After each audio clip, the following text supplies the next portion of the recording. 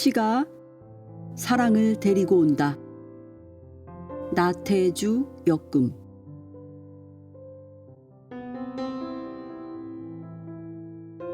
풀꽃 시인 나태주는 1945년 충남 서천군에서 태어나 충남대학교 교육대학원을 졸업한 후 43년 동안 초등학교 교사로 재직했다. 공주 장기초등학교 교장을 끝으로 교직 생활을 마친 뒤 시작에 전념하고 있다. 1971년 서울신문 신춘문예에 그의 시 대숲 아래서가 당선되어 문단에 데뷔했으며 등단 이후 50여 년간 끊임없는 창작 활동으로 수천 편에 이르는 시작품을 발표해왔다. 한국인이 가장 사랑하는 시로 풀꽃이 선정될 만큼 사랑받는 대표적인 국민 시인이다. 그동안 펴낸 책으로는 시집, 산문집, 동화집, 시화집 등 100여 권이 있으며 공주 문화원장을 역임했고 현재 한국시인협회장으로 일하고 있다. 김달진 문학상, 소월시 문학상, 정지용 문학상, 박용래 문학상, 유심작품상, 한국시인협회상 등을 수상하였다. 현재는 공주에서 공주 풀꽃문학관을 설립 운영하고 있으며 풀꽃문학상, 해외 풀꽃시인상, 공주문학상 등을 제정, 시상하고 있다.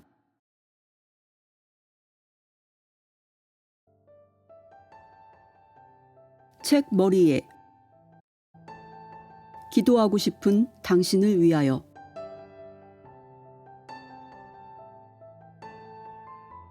돌아보면 한 생에 지난한 삶이었습니다. 이른바 춥고 배고프고 가난한 날들이었죠. 누구도 살갑게 대해주지 않았고 어려운 일을 당하는 날에도 위로해주거나 손 내밀어주는 사람은 없었습니다. 스스로 마음을 달래며 가야 하는 길이었습니다. 이런 사정이야 오늘의 젊은 세대들에게도 마찬가지일 거라 생각합니다. 그러할 때 진정으로 목이 마르고 다리가 팍팍할 때 나의 마음을 달래주고 어루만져 준 것이 시였습니다. 국내 시인들의 시도 좋았지만 외국 시인들의 시도 좋았습니다. 오히려 모르는 나라, 낯선 나라에 대한 동경과 그리움을 함께 안겨주어서 좋았습니다. 시가 마음의 버팀목이 되었고 부드러운 동행의 손길이 되어 나를 멀리까지 이끌어 주었습니다. 바로 이 책에 실린 시편들이 그런 작품들입니다. 나의 낡은 노트 한 구석에 적혀 수십 년 동안 나와 함께 숨을 쉬어온 작품들입니다. 읽으면 읽을수록 마음속에 무지개 같은 꿈을 주는 문장들입니다. 당신, 젊으신 당신. 당신 지금 울고 싶은 사람인가요? 당신 지금 무언지 모를 그리움에 목이 마른 사람인가요? 아니라면 혼자라는 생각에 마음이 외로운 사람인가요? 아, 지금 너무도 막막한 심정에 무릎 꿇고 기도드리고 싶은 사람인가요? 울고 싶은 당신에게 이 시들을 드리고 싶습니다. 목마른 당신, 외로운 당신에게 이 시들을 드리고 싶습니다. 기도하고 싶은 당신에게 이 시들을 드리고 싶습니다. 이 시들이 당신에게 잃어버린 사랑을 데려다 줄 것입니다. 당신 마음의 평안과 기쁨을 더불어 약속해 줄 것입니다. 당신을 대신하여 기도가 되어 줄 것입니다.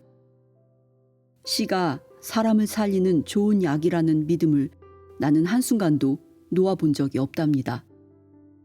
2021년 새 봄에 나태주 씁니다.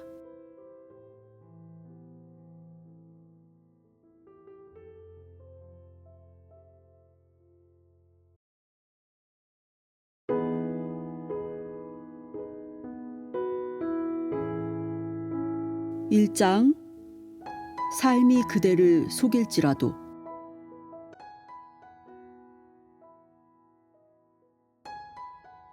내가 만약 한 사람의 가슴앓이를 멈추게 할 수만 있다면 나는 헛되게 세상 사는 것이 아니리. 내가 만약 누군가의 아픔을 쓰다듬어 줄 수만 있다면, 혹은 고통 하나를 달래줄 수만 있다면, 더하여 날에 지친 울새 한 마리를 도와 제 둥지로 돌아가게 할 수만 있다면, 나 결코 헛되게 세상 사는 것이 아니리. 에밀리 디킨슨. 에밀리 디킨슨은 미국 현대시의 자존심이다.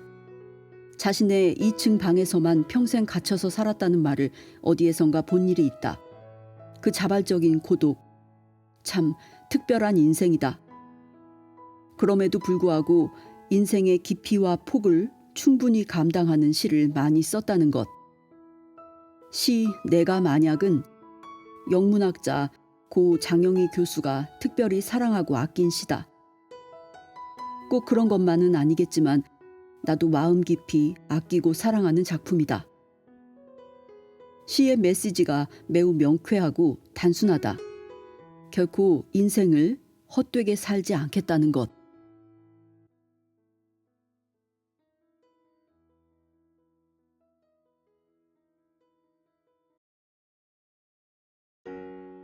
어머니께. 이야기할 것이 참 많았습니다. 너무나 오랫동안 나는 객지에 있었습니다. 그러나 가장 나를 이해해 준 분은 어느 때나 당신이었습니다. 오래전부터 당신에게 드리려던 나의 최초의 선물을 수줍은 어린아이처럼 손에 쥔 지금, 당신은 눈을 감고 말았습니다. 그러나 이것을 읽고 있으면 이상히도 슬픔이 씻기는 듯합니다. 말할 수 없이 너그러운 당신이 천가닥의 실로 나를 둘러싸고 있기 때문입니다. 헤르만 헤세. 아, 헤르만 헤세. 젊은 시절부터 나에게 좋은 친구였으며 좋으신 스승이었던 이름. 늘 목마른 나에게 목마르냐 물었고, 그러면 이것을 좀 마셔보라며 한 잔의 물을 권하곤 했다. 지쳤느냐, 힘이 드냐, 손을 내밀어 더 멀리 아득한 곳으로 가자고 속삭여주곤 했다. 이 어찌 고맙지 않겠는가. 이 세상 모든 젊은 영혼보다 먼저 아프고, 먼저 헤매고, 먼저 길을 찾은 그가 돌아가신 어머니에게 드리는 고백은 그냥 그대로 사적인 고백이 아니라 공적인 고백으로 바뀐다. 그리하여 우리에게도 위로와 안식을 전해준다.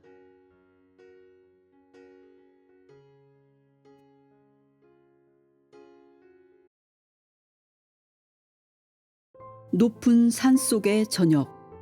어머니께. 행복한 하루였습니다.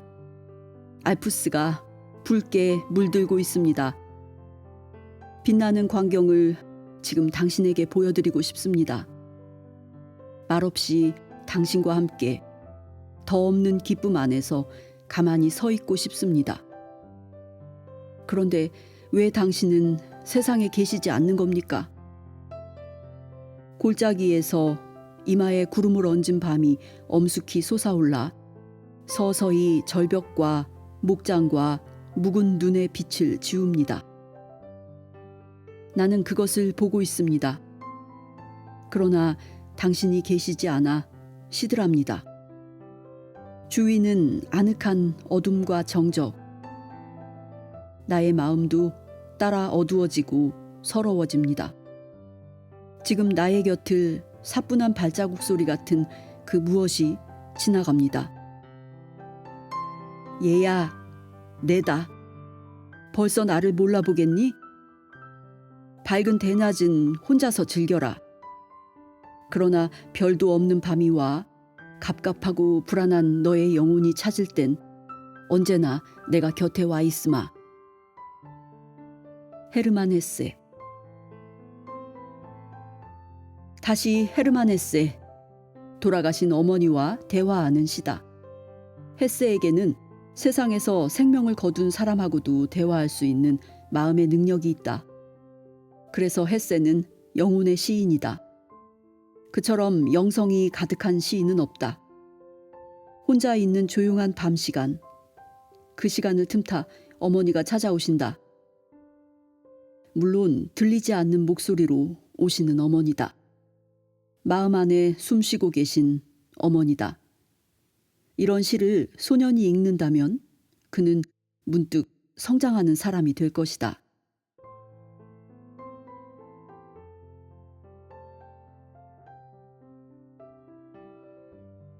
삶이 그대를 속일지라도.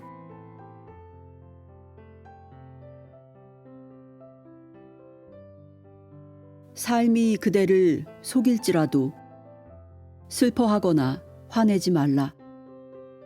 슬픈 날을 참고 견디면 머지않아 기쁨의 날이 올지니 마음은 언제나 내일에 살고 오늘은 우울하고 슬프기도 한 것. 모든 것들은 한순간에 지나가고 지나간 것들은 또다시 그리워지리니. 알렉산드르 세르게예비치 푸시킨. 언제부터 이 문장을 보아왔는지 모른다. 일찍이 시골 이발소 벽에도 붙어 있었고 결혼을 하여 신접 살림을 차린 신랑 신부의 방에도 걸려있던 문장이다. 많은 위로가 되었을까? 오늘은 어차피 글렀으니 내일을 꿈꾸면서 살라는 먼 나라 시인의 충고. 지금도 이 문장에 마음이 사무치는 건 아무래도 머지않아 오리라던 그 기쁨의 날이 아직도 내게 오지 않은 까닭인가 한다.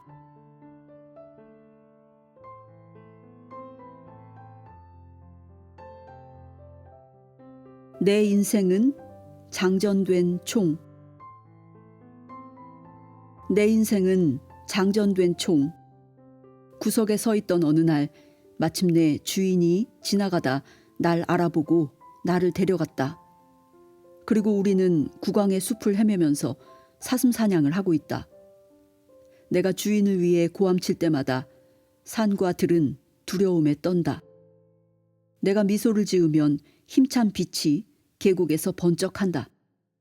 베수비어스 화산이 즐거움을 토해내는 듯하다. 밤이 되어 멋진 하루가 끝나면 나는 주인님 머리맡을 지킨다.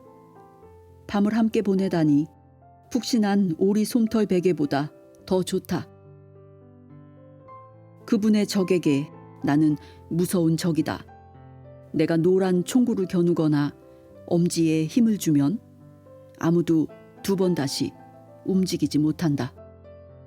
비록 그분보다 내가 더 오래 살지 모르나 그분은 나보다 더 오래 살아야 한다. 나는 죽이는 능력은 있어도 죽는 힘은 없으므로.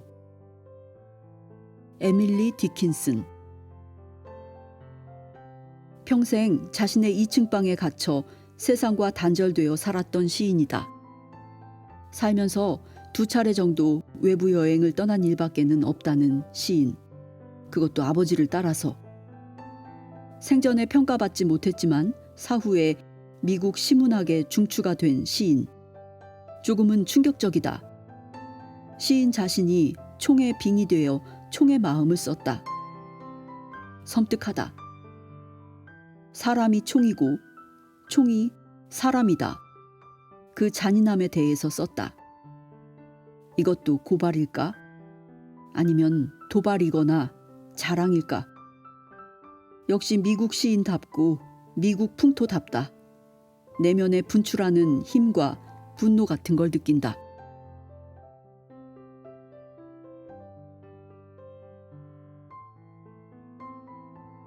봄의 말. 봄이 속삭인다. 꽃 피워라. 희망하라. 사랑하라. 삶을 두려워하지 마라. 소년 소녀들은 모두 알고 있다. 봄이 말하는 것을. 살아라. 자라나라. 피어나라. 희망하라. 사랑하라, 기뻐하라, 새싹을 움트게 하라, 몸을 던져 두려워하지 마라. 노인들도 모두 봄의 속삭임을 알아듣는다. 늙은이여, 땅속에 묻혀라. 씩씩한 아이들에게 자리를 내어주라. 몸을 내던지고 죽음을 두려워하지 마라. 헤르만 헤세. 봄이 속삭인다. 꽃 피워라. 희망하라. 사랑하라. 삶을 두려워하지 말라. 이것은 서울 광화문 교보 글판에 올랐던 2007년도 봄편의 문구다. 바로 위의 시 첫머리에서 따온 문장이다. 봄을 맞아 찌뿌둥한 사람들에게 많은 감흥을 주었을 것이다. 1년의 시작이 봄에 있고 일생의 시작은 소년에게 있다. 그러기에 소년들을 응원해야 한다. 그래, 너희들은 지금 잘하고 있는 거야. 오늘 조금 모자라더라도 내일은 훨씬 좋아질 거야. 용기와 축복을 줘야 한다. 그럴 땐 또 헤세의 시다.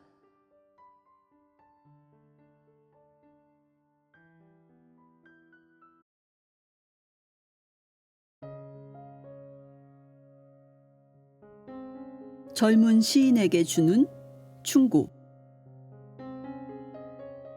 마음속에서 풀리지 않는 고민들에 대해 인내함을 가져라. 고민 그 자체를 사랑해라.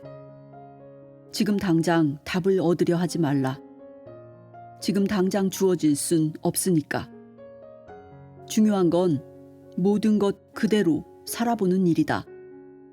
지금 그 고민들과 더불어 살라.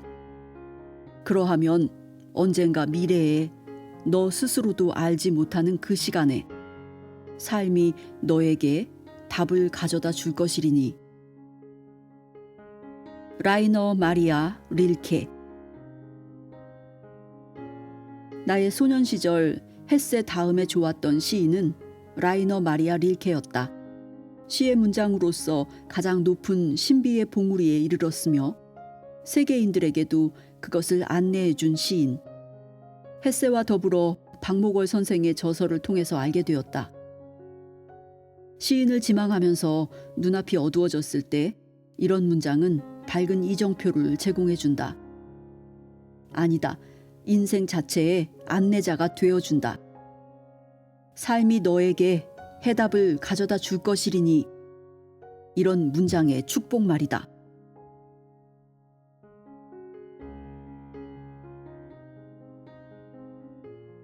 옛 샘. 등불을 끄고 자거라. 일어난 채 계속 울리는 것은 오직 옛 샘의 물줄기 소리. 하지만 내 지붕 아래 손님이 된 사람은 곧 이 소리에 익숙해진다. 당신 꿈속에 흠뻑 빠져 있을 동안 어쩌면 집 주변에서 이상한 소리가 들리는지 모른다. 거친 발소리, 샘 근처 자갈 소리가 나며 경쾌한 물소리는 뚝 멈출지 모른다. 그러면 당신은 눈을 뜬다. 하지만 놀라지 마라. 별이란 별은 모두 땅 위에서 빛나고 나그네 한 사람이 샘으로 다가가서 손바닥으로 물을 뜨고 있는 것이다. 나그네는 떠나고 곧 물줄기 소리가 다시 들릴 것이다. 아, 기뻐하여라. 당신은 혼자가 아니리니. 별빛 속에 길을 가는 수많은 나그네가 길 가고 그 가운데 한 사람이 당신에게로 오고 있는 것이다. 한스 카로사. 독일 시인들의 시를 읽으면 인생을 느낀다. 인생을 배운다. 결코 화려하거나 달콤한 꿈꾸는 인생이 아니다. 여전히 고전분투하는 현실의 인생이다. 떠돌이로 정처 없는 인생, 흰 구름 같은 인생, 당장이라도 내려놓고 싶은 인생. 그렇지만 한결같이 시의 주인공들은 자신의 인생을 포기하지 않는다. 보듬어 안는다. 오늘은 이만큼 좋겠으니 내일 또 떠나자고 말한다. 이만 쉬라고 자신을 다독이고 또 다른 이들을 다독인다. 위의 시 옛샘도 그런 시. 수월차는 위로를 얻는다.